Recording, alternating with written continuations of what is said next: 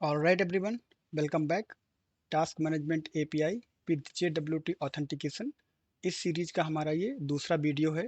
इसमें हम लोग देखेंगे कि प्रोजेक्ट कैसे आप सेटअप करते हैं और फिर उस प्रोजेक्ट का मैं आपको जो है वो folder by folder and file by file explanation दूंगा। इससे पहले मैं ये मेंशन करना चाहता हूँ कि आप लोगों ने पहले वीडियो पर जो एंगेजमेंट शो किया वो बहुत अच्छा है, मुझे काफ़ी मोटिवेशन मिला। और आप लोगों ने जो सजेशंस दिए हैं इस सीरीज में उनको मैं इंक्लूड करने की पूरी कोशिश करूँगा। और जो कॉन्सेप्ट्स अधूरे अगर ऐसे कि यहाँ पे टाइम नहीं मिला मुझे उनको पूरा एक्सप्लेन करने का, तो मैं उनके लिए जो है डेडिकेटेड वीडियो ज़रूर बनाऊंगा। ये वीडियो भी अगर आपको पसंद आए तो वीडियो को लाइक कीजिए, चैनल को सब्सक्राइब कीजिए, और अगर आपको लगता है कि ये वीडियो किसी और के लिए हेल्पफुल हो सकते हैं तो उनके साथ शेयर भी कीजिए। सो दैट बीइंग सेड, हम लोग चलते हैं विजुअल स्टूडियो पे। और यहाँ पर हम लोग जो है वो एक ब्रांड न्यू प्रोजेक्ट क्रिएट करेंगे। तो विजुअल स्टूडियो आप ओपन करेंगे तो आपको ये स्क्रीन दिखेगी जहाँ पे आपको क्रिएट न्यू प्रोजेक्ट का ऑप्शन मिलेगा। ये है विजुअल स्टूडियो 2026। ऐसे ही आपको 2022 या 2019 में स्क्रीन आती है, कोई डिफरेंस नहीं होता है वहाँ पे। तो यहाँ पे क्रिएट न्यू प्रोजेक्ट पे आप जब क्लिक करेंगे तो आपको क्या करना होता है, सबसे पहले आपको एक टेम्पलेट चूज करना होता है। तो टेम्पलेट क्या होता है? टेम्पलेट आपका एक बॉयलर प्लेट कोड होता है जो आपको बाय डिफ़ॉल्ट मिलता है। अगर आपको जो है वो बॉयलर प्लेट कोड नहीं मिलेगा तो आपको क्या करना होगा, आपको एक एक फ़ोल्डर और एक एक फ़ाइल जो है वो खुद से सेटअप करनी पड़ेगी। पर क्या होता है कि वो जो है वो एक रिपीटेड टास्क है और वो आपको हर प्रोजेक्ट में करना पड़ेगा, इसलिए माइक्रोसॉफ्ट ने उसके लिए एक टेम्पलेट क्रिएट कर दिया है। हम उस टेम्पलेट के थ्रू जो है वो क्या करते हैं, अपना स्टार्टअप प्रोजेक्ट जो है वो क्रिएट कर लेते हैं, और फिर जो हमारा बेस है वो हमको मिल जाता है। और उस बेस के ऊपर हमारी जो रिक्वायरमेंट होती है उसके हिसाब से हम लोग क्या करते हैं, उसको कस्टमाइज करते हैं। तो हमारा जो प्रोजेक्ट का बेस होने वाला है वो होने वाला है dot net core web API. तो मुझे यहाँ पे रिसेंट प्रोजेक्ट में दिख रहा है क्योंकि मैंने एपीआईज पहले भी क्रिएट किए हैं, तो रिसेंट में दिख रहा है, आपको रिसेंट में नहीं दिखेगा। तो उस केस में आप यहाँ पर जो है सर्च कर सकते हो। तो आप यहाँ पे जो फिल्टर मैंने लगाया उनको क्लियर कर देता हूँ। और फिल्टर फिल्टर क्लियर करने के साथ ही जो है हमें यहाँ पे डिफरेंट ऑप्शन दिखेंगे। तो उन डिफरेंट ऑप्शन में आपको dot net core web API जो है वो चूज करना है, क्योंकि हम लोग यहाँ पर वेब एपीआई बना रहे हैं। तो जब dot net core web API आप चूज कर लेंगे, फिर आपको यहाँ पे नेक्स्ट बटन पे क्लिक करना है। एक बार जब आप प्रोजेक्ट क्रिएट कर लेंगे तो क्या होगा कि आपको रिसेंट में दिखाई पड़ेगा। हो सकता है कि अभी आपको रिसेंट में ना दिखाई पड़े क्योंकि आपने एपीआई का प्रोजेक्ट क्रिएट ही ना किया हो। तो यहाँ पे आपको क्या करना होता है, यहाँ पे आपको एपीआई का नाम देना पड़ेगा या प्रोजेक्ट का नाम देना पड़ेगा। तो आपका प्रोजेक्ट नेम हो गया यहाँ पे, जो कि है आपका टास्क मैनेजमेंट एपीआई। यहाँ पर मैंने कोई भी स्पेस डॉट अंडरस्कोर नहीं लगाया है, सिंपल टास्क मैनेजमेंट एपीआई। आप चाहें तो डॉट या अंडरस्कोर लगा सकते हैं। फिर आपका लोकेशन है कि आपका प्रोजेक्ट कहाँ पे सेव होगा। ये प्रोजेक्ट की फिजिकल लोकेशन है आपकी हार्ड ड्राइव में।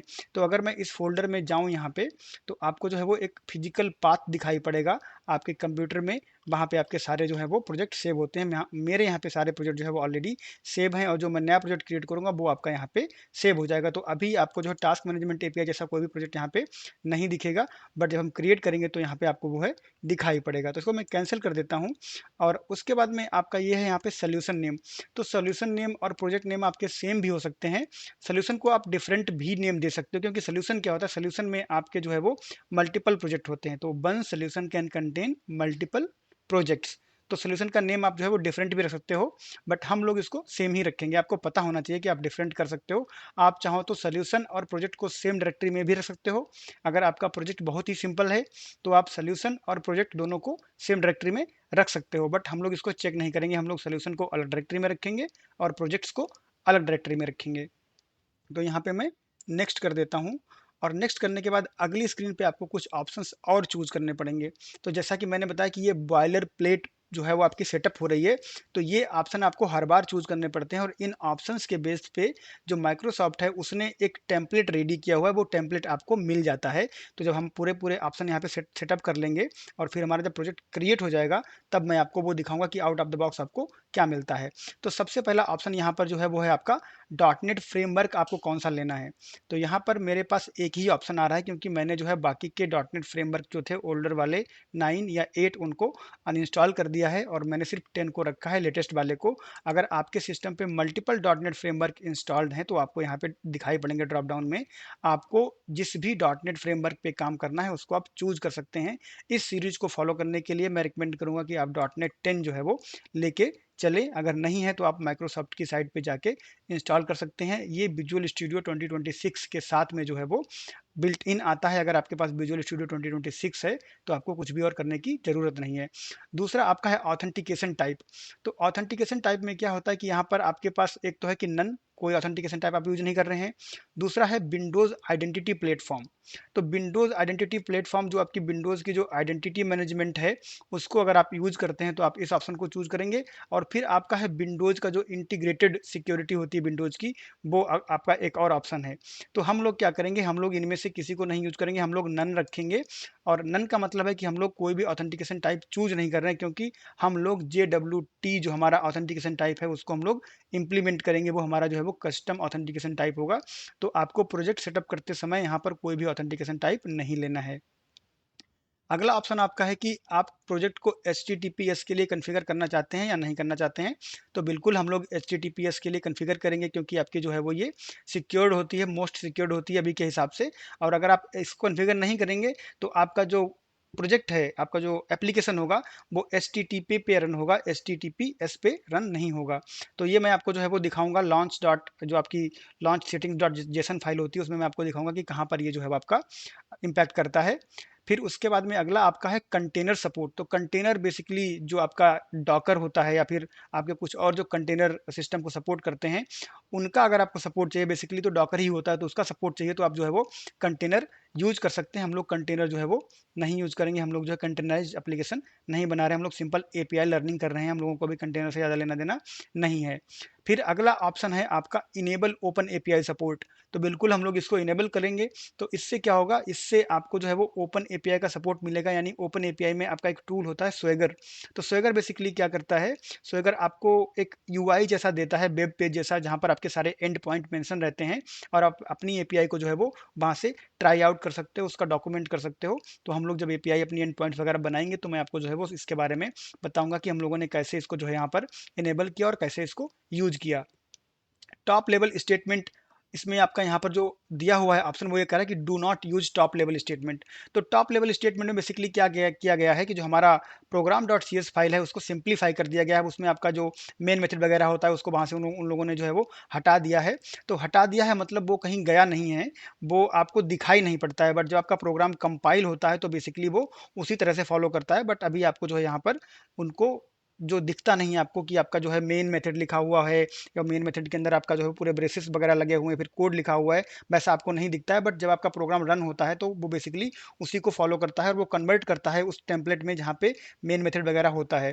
तो उसके बारे में आपको चिंता करने की ज़रूरत नहीं है। अगर आपको लगता है कि आपको मेन मेथड देखना काफ़ी कंफर्टेबल लगता है तो आप इसको क्लिक कर दोगे तो आपका मेन मेथड वाला कोड जो है वो जनरेट होगा। अगर आप इसको क्लिक नहीं करोगे तो आपका जो है टॉप लेवल स्टेटमेंट ही यूज होंगे, आपका मेन मेथड आपको नहीं दिखेगा, बट बिहाइंड द सीन्स वो वहाँ पर रहता है।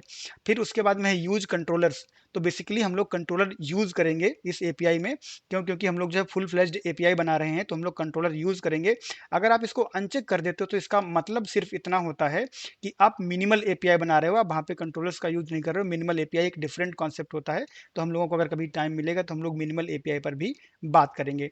उसके बाद में enlist in dot net aspire ऑक्सटेशन। तो अगर आप चाहते हो कि आपकी एपीआई जो है वो डॉट नेट एस्पायर जो आपका इन्वायरमेंट है उसमें एनलिस्ट हो जाए और वहाँ पर फिर आपका एपीआई की मॉनिटरिंग और पूरा जो सिस्टम होता है उसकी हेल्थ क्या है और कैसे जो है वो कहाँ कहाँ यूज हो रही है, वो सब अगर आप करना चाहते हैं तो आप इसको चेक कर सकते हैं। हम लोग अभी उस एडवांस लेवल पे नहीं जाना चाहते।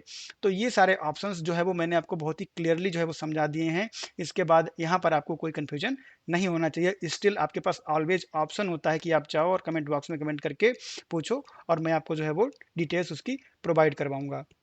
हम लोग जो है क्रिएट पे यहाँ पे क्लिक कर देंगे। क्रिएट पे क्लिक करने के बाद क्या होगा कि जो आपने ऑप्शंस लिए हैं उनके बेस पे माइक्रोसॉफ्ट एक out of the box boiler plate जो आपका प्रोजेक्ट है वो आपको बना के देगा।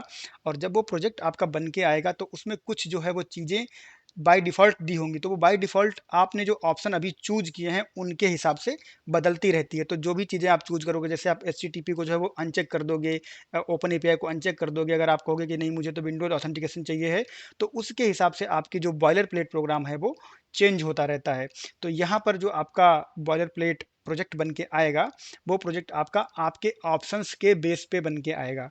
तो यहाँ पर हमारा जो प्रोजेक्ट है वो बन के आ चुका है। हम लोग क्या करेंगे, जो हमारा ओवरव्यू वाला पेज है उसको क्लोज कर देते हैं ये हमारे लिए। ज़रूरी नहीं है। अब आप यहाँ पे देखो कि सबसे पहले हम लोग जो है वो समझ लेते हैं कि ये फ़ोल्डर्स जो है वो किस तरह से यहाँ पर आए हैं, और इन सारे फ़ोल्डर्स में क्या-क्या फ़ाइल हैं और क्या-क्या जो है उनका मतलब है, और फिर क्या-क्या हमें ज़रूरी नहीं है उसको हम लोग जो है वो डिलीट कर देंगे यहाँ से। तो हम लोग सबसे पहले शुरू करेंगे यहाँ से टॉप से, जो कि हमारा है सॉल्यूशन। तो जैसा मैंने ब्रीफ में आपको बताया था शुरुआत में कि सॉल्यूशन क्या है, सॉल्यूशन जो है आपका एक कंटेनर होता है, उसमें क्या है कि मल्टीपल प्रोजेक्ट हो सकते हैं। तो अभी हमारे पास यहाँ पे एक प्रोजेक्ट है। अगर आप यहाँ पे एक क्लास लाइब्रेरी प्रोजेक्ट या फिर एक और कोई एपीआई प्रोजेक्ट ऐड करना चाहो, तो सिंपल आप न्यू पे क्लिक करोगे, न्यू प्रोजेक्ट पे क्लिक करोगे, और फिर से आप न्यू प्रोजेक्ट वाली विंडो पे आ जाओगे, और यहाँ से आप कोई भी प्रोजेक्ट जो है वो चूज कर सकते हो, और चूज करने के बाद क्रिएट करोगे, नेक्स्ट नेक्स्ट, फिर से आप स्टेप फॉलो करोगे, और आपका बॉयलर प्लेट प्रोग्राम जो है वो आपका ऐड हो जाएगा आपके सोल्यूशन में। तो एक सोल्यूशन में आपके मल्टीपल प्रोजेक्ट हो सकते हैं। तो सोल्यूशन जो है आपका टॉप लेवल का कंटेनर है, और उसके बाद में यहाँ पे मल्टीपल प्रोजेक्ट हो सकते हैं। एक प्रोजेक्ट में आपके मल्टीपल फोल्डर और मल्टीपल फाइल हो सकती हैं, जो कि आपके प्रोजेक्ट से रिलेटेड हैं। ठीक है। तो यहाँ पर आपका सॉल्यूशन एक्सप्लोरर है, इसमें आपके रिलेटेड प्रोजेक्ट होते हैं, और प्रोजेक्ट में आपके रिलेटेड फोल्डर और फाइल्स होते हैं। तो ये आपका जो है वो टास्क मैनेजमेंट एपीआई, जो कि आपका इसका जो है वो मेन टॉप जो फाइल है यहाँ पर दी हुई है।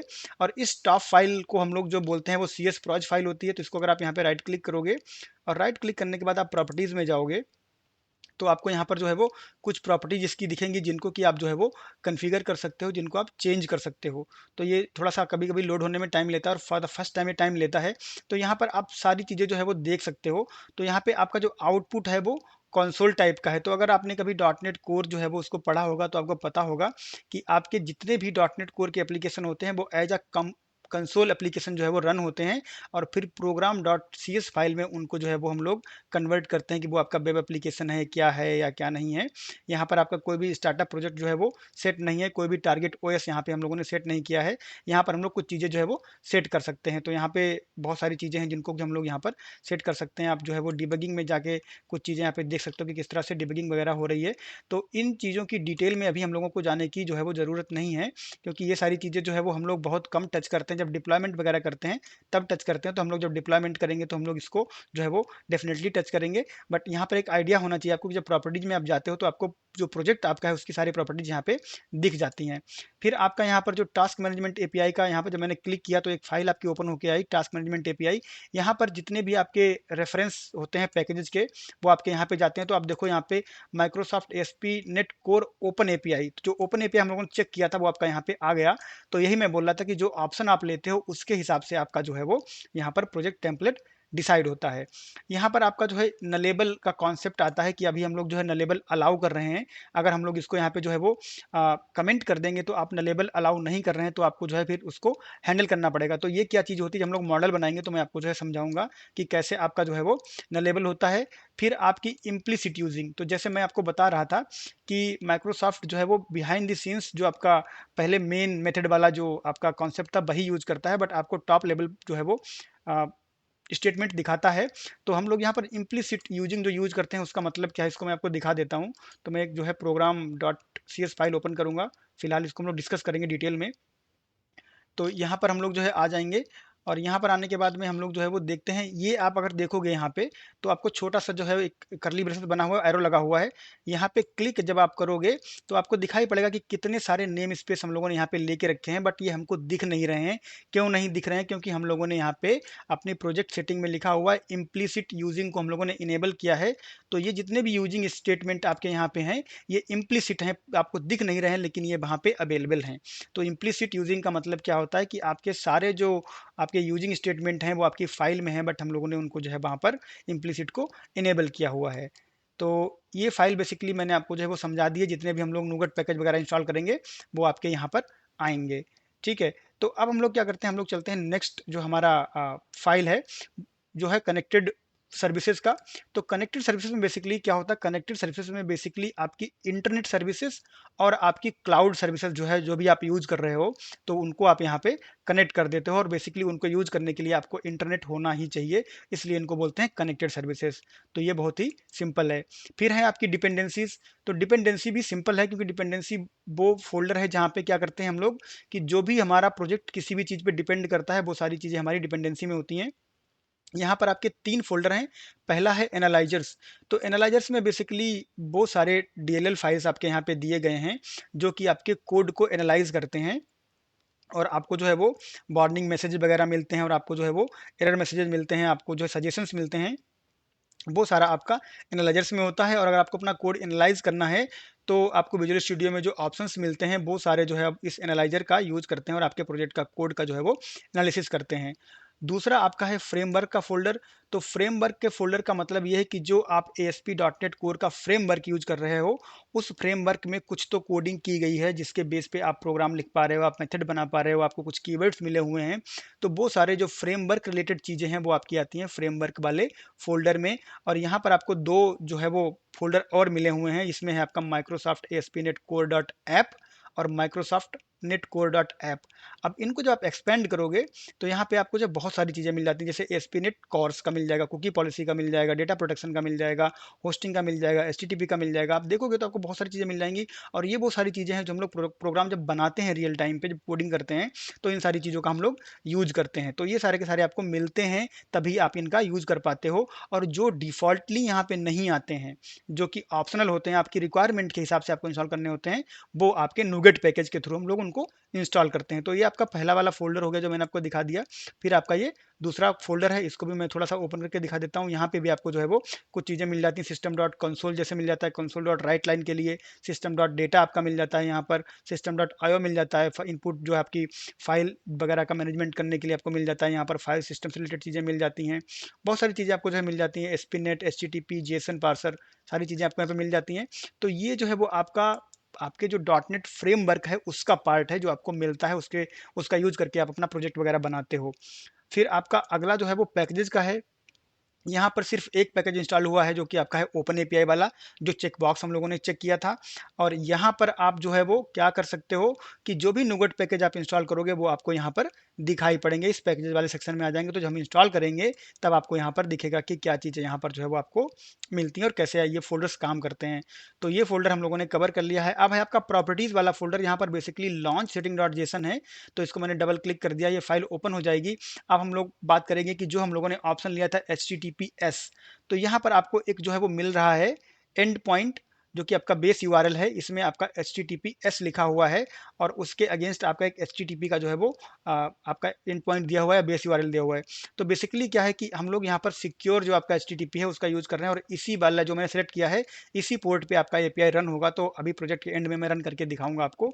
और यहाँ पर जो आपकी प्रोफाइल्स आपको दिखती है, HTTPS प्रोफाइल, ये प्रोफाइल बेसिकली आपकी यहाँ पर दिखी हुई है। और अगर आप यहाँ पे मल्टीपल प्रोफाइल्स रखते हो, तो आप क्या कर सकते हो, आप यहाँ पे आके प्रोफाइल्स को चेंज कर सकते हो। तो HTTPS HTTP दोनों प्रोफाइल आपको दिख रही हैं। एक प्रोफाइल आपकी HTTP है और दूसरी आपकी HTTPS है। और डिफॉल्ट हम लोगों ने क्या लिया था, HTTPS, तो वो हमें यहाँ पे दिख रहा है। जब हम क्लिक करेंगे रन पे, तो इस वाले से आपका जो है वो कोड रन होगा और इस वाला जो आपका एंड पॉइंट है, यहाँ पर आपका कोड रन होगा। तो प्रोफाइल्स आपकी यहाँ पर जो है वो मेंशन रहती हैं, HTTP और HTTPS प्रोफाइल आपकी यहाँ पर ऑलरेडी मेंशन है। तो ये बेसिकली आपकी जो है launch setting dot JSON file है, जहाँ से डिसाइड होता है कि कौन सी प्रोफाइल से आपका एप्लीकेशन लॉन्च होगा, कौन सा बेस यूआरएल होगा और किस तरह से वो जो है बिहेव करेगा। तो ये आपकी हो गई launch setting dot JSON file. फिर है आपका कंट्रोलर। कंट्रोलर बेसिकली क्या करता है कि कोई भी रिक्वेस्ट जब आप भेजते हो अपनी एपीआई को, तो कंट्रोलर में उसके अगेंस्ट कुछ एंड पॉइंट दिए होते हैं, कुछ मेथड दिए होते हैं और वो मेथड जो है वो कॉल होते हैं। और वो मेथड जब कॉल होते हैं, तो आपको स्पेसिफिक जो है वो आउटपुट मिलता है। तो जैसे कि आप जो है प्रोडक्ट का आपने कंट्रोलर बनाया है और प्रोडक्ट आईडी देके आप रिक्वेस्ट भेजते हो, तो उस आईडी की प्रोडक्ट को वो ढूंढेगा और ढूंढ के आपको वापस कर देगा। तो कंट्रोलर बेसिकली आपके रिक्वेस्ट रिस्पॉन्स को कंट्रोल करता है, ये आपका कंट्रोलर करता है। तो कंट्रोलर में आप जो है बेसिकली क्या करते हो, मेथड वगैरह बनाते हो, जो आपके एंड पॉइंट होते हैं उनको हम लोग बोलते हैं HTTP मेथड। तो यहाँ पर आप गेट, पुट, पोस्ट, पैच और डिलीट जो है वो यूज करते हो, सारे हम लोग जो है वो यूज करेंगे। और सारे मेथड आप किस तरह से जो है बनाते हो और किस तरह से यूज करते हो, मैं आपको दिखाऊंगा।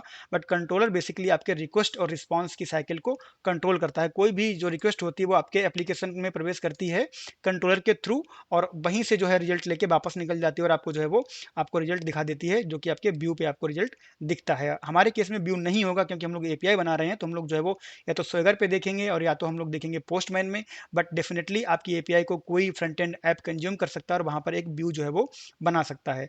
तो कंट्रोलर बेसिकली क्या करता है, रिक्वेस्ट रिस्पॉन्स को कंट्रोल करता है। और यहाँ पे जो कंट्रोलर में जो रिक्वेस्ट आती है वो कहाँ से आती है, वो आती है आपकी यूआरएल के थ्रू आपको रिक्वेस्ट भेजी जाती है, फिर वो जाती है program dot C S file में, वहाँ पे मिडिल वेयर डिसाइड होता है और कौन सा आपका जो है वो वहाँ पर डिफॉल्ट जो आपका टेम्पलेट होता है, राउट टेम्पलेट होता है, उस राउट टेम्पलेट के हिसाब से आपका कंट्रोलर चूज किया जाता है और मेथड चूज किया जाता है, और उसी हिसाब से फिर आपका जो है यहाँ पर रिक्वेस्ट रिस्पॉन्स काम करता है। अगला आपका है ऐप सेटिंग्स डॉट जेसन। तो यहाँ पे दो फाइल्स होती हैं, एक आपकी जो है वो प्रोडक्शन में आपकी यूज होती है और दूसरी आपकी डेवलपमेंट में यूज होती है।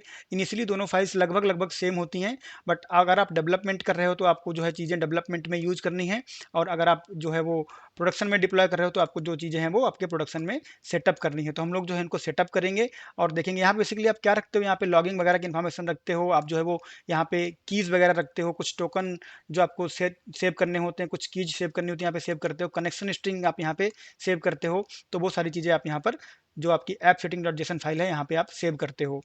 अगली फाइल आपकी है program dot C S file. तो program dot C S file basically आपकी जो है वो आपके प्रोग्राम की एंट्री पॉइंट है, यहीं से आपके प्रोग्राम में जो है वो एंट्री होती है, और फिर यहीं से आपका जो है मिडिल वेयर पाइपलाइन डिसाइड होती है, यहीं से आपका जो है वो राउट टेम्पलेट डिसाइड होता है, यहीं से आपका कंट्रोलर डिसाइड होता है, सारी चीज़ें आपकी यहीं पे डिसाइड होती है। तो ये बेसिक जो एक रिक्वायरमेंट आपकी होती है, जो आपको मिलती है आउट ऑफ द बॉक्स, वो आपकी यहाँ पे दी हुई है।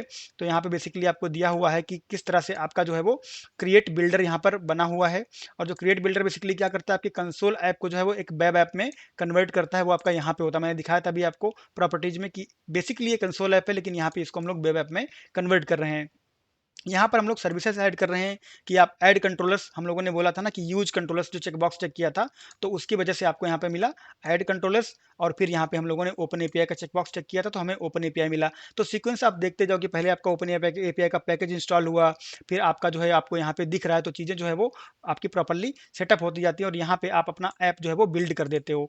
तो यहाँ से लेके ऊपर तक आप जो सर्विसेज को कन्फिगर करते हो, और उसके बाद में यहाँ पे जो है ऐप को आप कन्फिगर करते हो कि ऐप आपका यहाँ पे जो है बिल्ड हो जाता है, और फिर ऐप के ऊपर आप जो है चीज़ें ऐड करते हो, जैसे कि ये यूज करना है, H T T P reduction use करना है, ऑथेंटिकेशन यूज करना है, कंट्रोलर्स को आप मैप कर देते हो और फिर ऐप को आप रन करवा देते हो। तो ये बेसिकली आपका जो है वो कन्फिगर करने के लिए होता है, यहाँ पर आप चीज़ें कन्फिगर करते हो कि आपका ऐप कैसे बिहेव करेगा।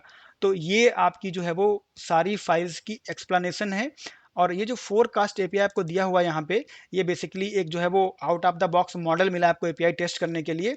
तो मैं इसको जो है वो रन करके एक बार दिखा देता हूँ, और फिर मैं इसको जो है वो डिलीट कर दूंगा, कंट्रोलर को भी और ये मॉडल जो बना है इसको भी, और उसके बाद नेक्स्ट वीडियो में हम लोग अपने खुद के मॉडल बनाएंगे। तो मैंने इसको यहाँ पे रन करवा दिया है।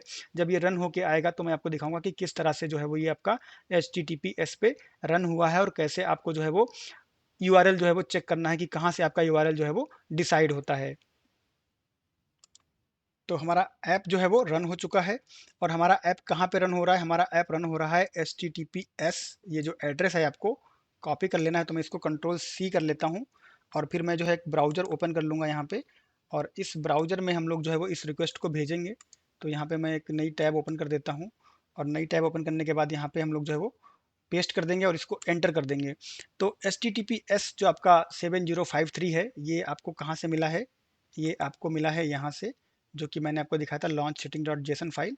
तो ये आपका जो है वो 7053 आपको यहाँ से मिला हुआ है, और वही आपका जो है वो एपीआई यहाँ पे रन होगा।